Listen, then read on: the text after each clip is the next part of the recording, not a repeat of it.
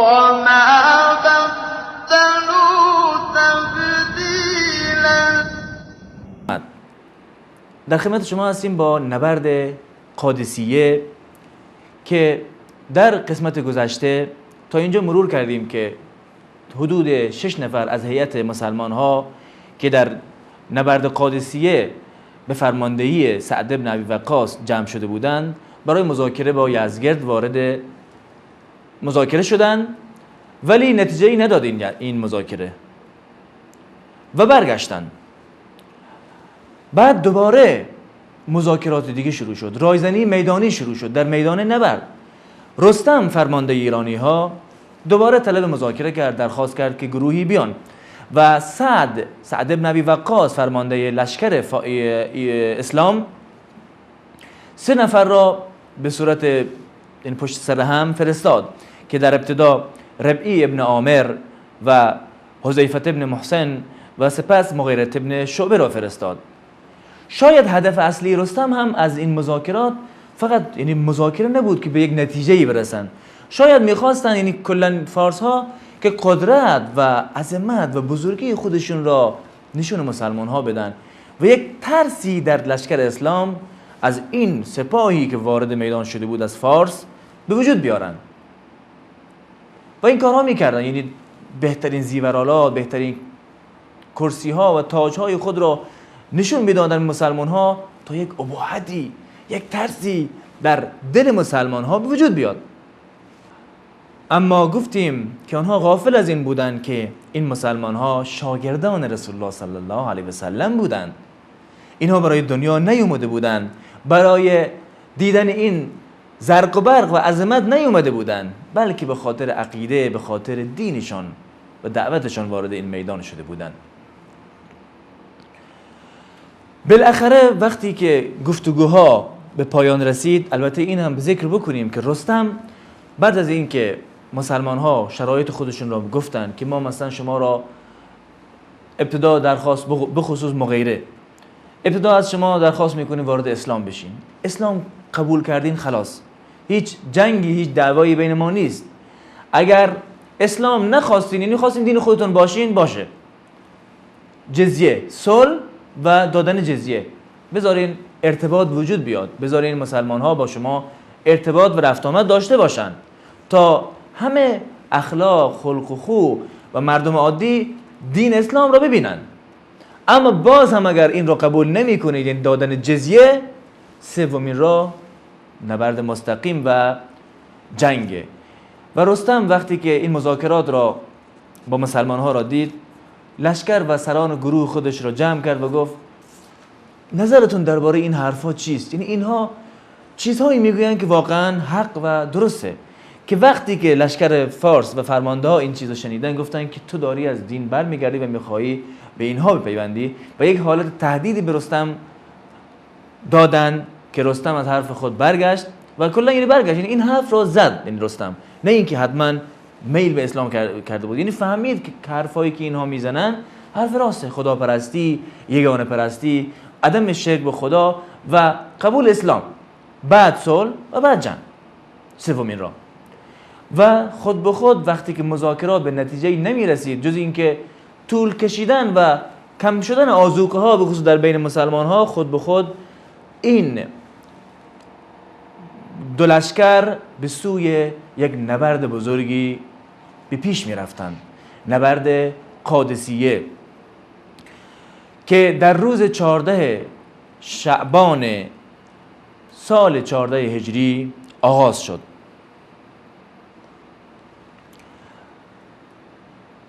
در روز اول یعنی ما سعی میکنیم که انشالله روزها را هم بشماریم، چون روزها در گذشته هر کدام یک اسمهایی داشتند.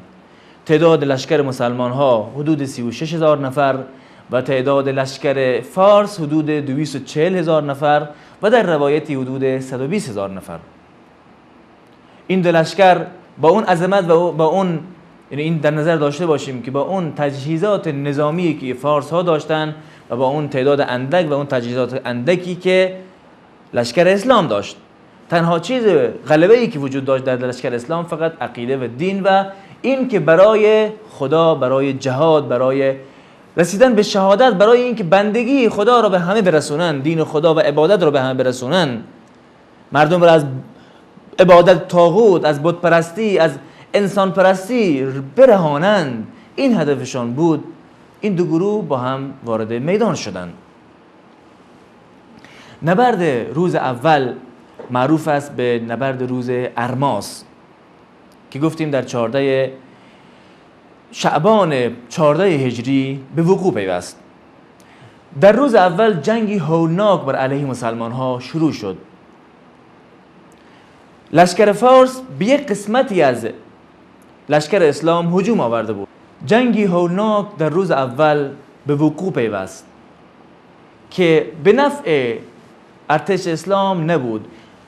ارتش فارس به یک قسمتی از، یعنی قسمت مهم و قدرتمند ارتش اسلام یورش بردن، یعنی به قسمت قبیله بجیله، چون قبیله بجیله لشکر و گروه زیادی در میان آنها بود و انگار که نقطه قوت لشکر اسلام به دست لشکر فارس رسیده بود که کجا قدرت دارن و اگر اون رو ضعیف بکنن شاید خیلی از لشکر اسلام ضعیفتر بشه.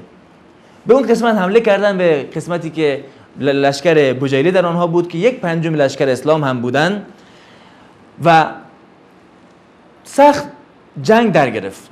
و اون هم چرا؟ یعنی اونها از کجا فهمیدن که این نقطه قدرته؟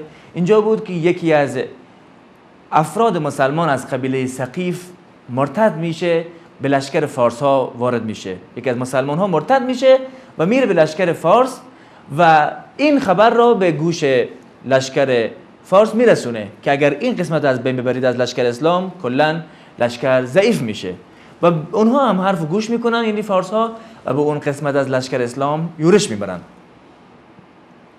اما سعد بن ابی وقاص که چون مریض بود و از دور در یک قسمت بزرگی خود رو قرار داده بود و نبرد را اداره میکرد، متوجه میشه که لشکر فارس در حال یورش به قسمت لشکر قبیله بجیله. در نتیجه از قبایل دیگر مثل قبیله اسد و قبیله بنی تمیم از اینها میخواد که برن برای یاری دادن به لشکر بجیله و اونها هم وارد میشن و کمک میکنن که این لشکر سقوط نکنه و این قسمت را پشتوانی میکنن، یعنی قسمتی که بهش حمله شده، یورش شده را پشتوانی میکنن و مانع سقوط این گروه از لشکر میشن. در اینجا علاوه بر در این نبرد، یعنی علاوه بر این تعداد زیاد و این تجهیزات نظامی که در اختیار لشکر فارس بود، حدود 33 تا فیل هم وجود داشت. فیل های قدرتمند بزرگ که به هیچ عنوان مسلمان ها فیل در اختیار نداشتن در این نبردها. اونها با فیل، یعنی انگار که توپ ها و تانک های بزرگی در جلو لشکر فارس وجود داشت و با آنها با خرطوم ها و با اون تعداد افرادی که بر بالای فیل ها بودن به سوی مسلمان ها حمله می بردن و یک غلبه‌ای در میدان نبرد در روز اول در اختیار لشکر فارس بود. در اینجا بود که سعد بن ابی وقاص فرمانده این جنگ به لشکر مسلمان ها، به چندین نفر از سوار نظام های ورزیده مسلمان ها دستور میده که به اون قسمتی از لشکر فارس که فیل ها هستن یورش ببرن و با قطع کردن تناب ها آن کجاوه هایی که بر روی فیل ها قرار داشت را بیاندازن پایین و سربازانی که بر بالای فیل بودن را به هلاکت برسانن و این کار را انجام دادن. تعداد زیادی از فیل ها کجاوه‌هاشون انداخته شد و افراد زیادی از لشکر فارس، یعنی کسانی که بر بالای فیل ها قرار داشتن، به این وسیله کشته شدند.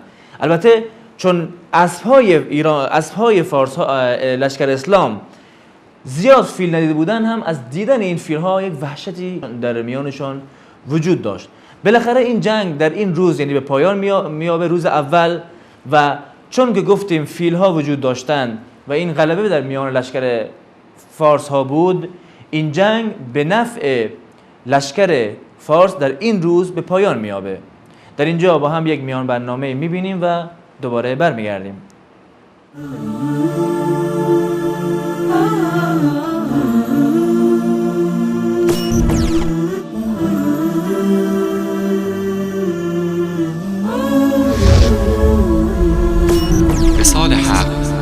منبر توحید و حقیقت.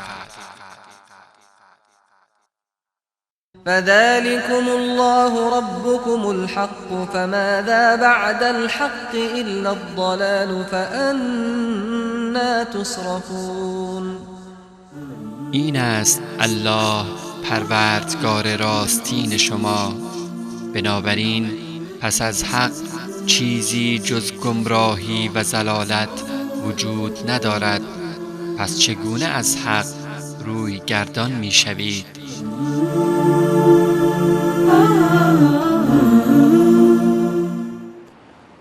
با عرض سلام مجدد خدمت شما بینندگان عزیز، روز دوم از معرکه نیز آغاز شد. روز دوم معروف است به روز اغواس. این روز رو میتونیم بگیم که معروف به روز تاکتیک جنگی. حضرت عمر لشکری از لشکر مسلمان ها در منطقه شام درخواست کرده بود که بپیوندند به لشکر اسلام.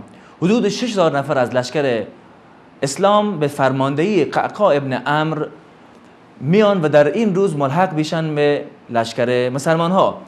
اما چیز جالبی که رخ میده، قعقاع یک تاکتیک نظامی و جنگی و یک حیله جنگی جالبی به کار میبره، به این صورت که در این روز به صورت یک دسته و به صورت یک باره وارد میدان نبرد نمیشه، بلکه لشکر خودش را به چندین دسته کوچک تقسیم میکنه و دستور میده که هر کدوم از لشکر یک مرتبه، یعنی یک دسته یک بار، دسته بعد پشت سر آنها، دسته و بعد از فاصله وارد میدان بشن، به لشکر اسلام بپیوندن. یک گرد و خاک و یک گرد و غبار و یک سرصدایی از این که یک نیرو داره میاد مردم ملاحظه میکنن. این امر باعث میشه که لشکر فارس در میونشان ترس به وجود بیاد و در عوض لشکر اسلام با دیدن این نیروهای جدید و تازه نفس قدرت بگیرن، روحیه بگیرن و این امر انجام شد و این کار و این نقشه عملا به این صورت شد. یعنی دسته های از لشکر قعقاع ابن عمرو به صورت دسته و یواش یواش با فاصله وارد میدان نبرد در روز دوم شدند. این روز معروف است به روز اغواس گفتیم و غیر از این حالت یعنی جنگ که شروع شده بود، یک حالت دیگه هم وجود داشت، یعنی یک چیزهای دیگه هم وجود داشت که میتونیم در این روز بهش اشاره بکنیم. رشادت و قهرمانی یکی از مردان اسلام به اسم ابو محجن. شاید داستان ابو محجن را خیلی ها شنیده باشن. البته ابو محجن شخصی بود که شاعر بود، در وصف شراب و خمر شعرهایی گفته بود. شخص مسلمان بود ولی شعرهایی گفته بود در وصف شراب و خمر. این کار باعث شده بود که حضرت سعد او رو تنبیه بکنه و حبس بکنه، نذاره که اون وارد میدان بشه. و برای یک مجاهد، برای یک جنگجو این خیلی سنگین بود، یعنی اینکه حبس بشه در خونه، وارد میدان جنگ نشه و فقط ببینه که مردم داره در حال جنگه. به دست پا میفته این ابو محجن و از همسر سعد درخواست میکنه، خواهش میکنه که یعنی راه رهاییشو بهش کمک بکنه تا وارد میدان بشه و اسب سعد رو هم قرض میگیره و همسر سعد نیست بهش کمک میکنه و اسب بهش قرض میده. جالب اینجاست که در میدان نبرد وقتی وارد میدان میشه یک انسان قوی بود، جنگجو و زرنگ در میدان نبرد، یعنی مرد میدان بود به قول معروف. اینجا وقتی که سعد در بالا، چون که مریض بود گفتیم، بیماری سیاتیک داشت، در اینجا وقتی میبینیم خودش در خود میگه، احساس میکنه، میگه این شجاعت و این نبرد و این جنگجویی منو یاد ابو محجن میندازه، ولی ابو محجن که حبسه. این اسبی که اینطور میتازه هم منو یاد اسب خودم میندازه. این نمیدونه که اینه ولی هر دو رو احساس میکنه که این جنگجو همون جنگجوی مثل ابو محجنه و این اسب هم تازشش و رفتنش مثل اسب خودشه. و بعد مشخص میشه که ولی این کار انجام گرفته و ابو محجن آزاد شده و او رو میبخشه. این روز یعنی ابو محجن هم دلاوری های زیادی از خودش به نشون میده و در این روز 4 نفر از فرزندان یکی از شاعره های عرب به اسم خنسا شهید میشه. خنسا کسی بود که در جاهلیت، در ایام قبل از اسلام، وقتی که برادرش کشته شده بود، شعرها و نوعه های زیادی در مرگ برادرش گفته بود و عذاب و غصه ها میخوند. اما در این روز خودش با دستان خودش فرزندانش را یکی یکی میفرستاد وارد میدان بشن و شهید بشن، چون میدونست که این مرگ فقط مرگ نیست، بعدش یک زندگیه. حالا یک چیز دیگه کشف کرده بود که این کشته شدن فقط ظاهره، بعدش یک زندگی دیگه، یک جهان دیگه وجود داره، یک عالم دیگه وجود داره به اسم بهشت که با شهادت به آن میرسه. در نتیجه 4 فرزندش در این روز فدای اسلام میکنه و 4 فرزندش شهید میشوند. این روز هم البته در این روز در لشکر فارس یکی از فرماندهان مهمشان یعنی بهمن توسط قعقاع ابن عمرو فرمانده دلیر اسلام کشته میشه و یکی از سرانشان را لشکر فارس از دست میدن. این روز هم به پایان میابه و روز سوم از معرکه و نبرد شروع میشه. روز سوم معروف است به روز عماس. این روز شاید بگیم آخرین روز میدان معرکه و نبرده. در این روز قعقاع بار دیگر حیله جنگی جدید به کار میبره. بدون اینکه لشکر اسلام با خبر باشن، از لشکری که خودش آورده بود، اون 6000 نفری که از شام آورده بود، از اونها درخواست میکنه یواشکی از لشکر اسلام جدا بشن و دوباره همون چیزی که روز قبل انجام دادن تکرار کنن. یعنی دوباره گروه یواش یواش به لشکر اسلام بپیوندن و مسلمان ها در ابتدا روحیه بگیرن، احساس کنن که باز امروز داره نیرو میاد، باز داره یک نصرتی برای مسلمان ها به دست میاد. خب در اینجا باز لشکر کفر هم، لشکر فارس هم احساس ترس در میانشون وجود میاد. احساس میکنن که باز نیرو اومد، نیروی جدید و تازه نفس اومد. باز سعد بن ابی وقاص یک دستوری میده که 2 فیل بزرگی که در جلو لشکر فارس ها قرار داشت کشته بشن. یعنی نیرو و گروهی را تشکیل میده که به هر صورت شده این 2 فیل را به هلاکت برسانن و این مهم نیز انجام میشه و این 2 فیل کشته میشوند. جنگ تا شب ادامه پیدا میکنه. هر 2 گروه میفهمن که دیگه راهی نیست، بالاخره باید این نبرد و این جنگ خاتمه پیدا بکنه و کشته ها و لشکرها هم زیاد میشه. جنگ تا شبی که معروف است به لیلة الحریر ادامه پیدا میکنه در روز سوم. و چرا لیلة الحریر؟ چون وقتی که شب شد تاریکی بود و جنگ ادامه داشت. صدای شمشیرها تک تک و اون به هم خوردن شمشیر در لشکر شنیده میشد و انگار که آهنگرها مشغول آهنگری هستند. صدای تک تک زدن شمشیرها به گوش میرسید. لشکر اسلام در این روز، در کل روزها فقط 2500 نفر از دست داده بود، شهید شده بودند، اما در این روز و این شب 6000 نفر از مسلمان ها شهید شدند. یعنی روز سرنوشت ساز و جنگ مهمی بود که به وقوع پیوست و لشکر فارس هم تلفات زیادی دادند. باد سختی وزیدن گرفته بود در میان لشکر که به نفع مسلمان ها بود و خیمه های فارس ها را به هم میریخت. خیلی از لشکر فارس در حال فرار بودند. رستم هم در خودش احساس خطر کرد و خواست که فرار بکنه، اما یکی از قهرمانان مسلمان به اسم هلال ابن علقمه وارد خیمه رستم میشه و او را به هلاکت میرسونه. با کشته شدن رستم در این شب و اعلان این که رستم کشته شد، لشکر فارس به هم میریزه و پراکنده میشه و مشغول فرار میشن و مسلمان ها پیروز میشن.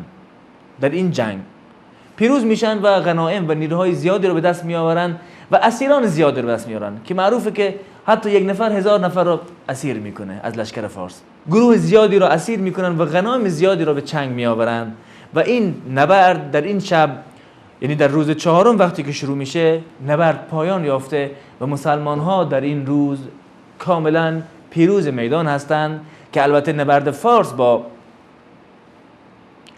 اسلام در این روز تمام نمیشه، باز ادامه داره. به تیسفون کشیده میشه، پایتخت فارس یعنی شهر مدائن، نهاوند و جنگ های دیگه که این نبرد مهمی بود، چون لشکر فارس کل گروه خودش رو جمع کرده بود، بعد از مدت‌ها اختلاف دوباره با هم متحد شده بودند و جنگ بزرگی بود. در کل شاید مهمترین جنگ و بزرگترین جنگ بود حتی در زمان برای مسلمان ها. البته در بعد از جنگ های مهمی که در زمان رسول الله صلی الله علیه و سلم رخ داده بود، شاید این یکی از مهمترین جنگ هایی بود که لشکر اسلام هم تجربه میکرد و به این صورت لشکر اسلام پیروز میشه و این جنگ نشون میده که واقعا شوکت و عظمت این امپراتوری بزرگ ساسانی فارس ها رو به افول و زواله و گفتیم که مسلمان ها نبرد را ادامه میدن و شهرهای دیگری را هم فتح میکنن.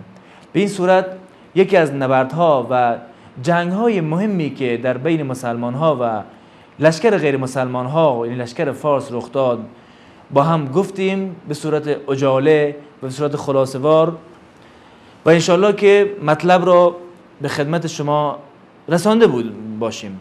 در اینجا به پایان برنامه رسیم و در یک قسمت دیگر با یک نبرد دیگر در خدمت شما خواهیم بود.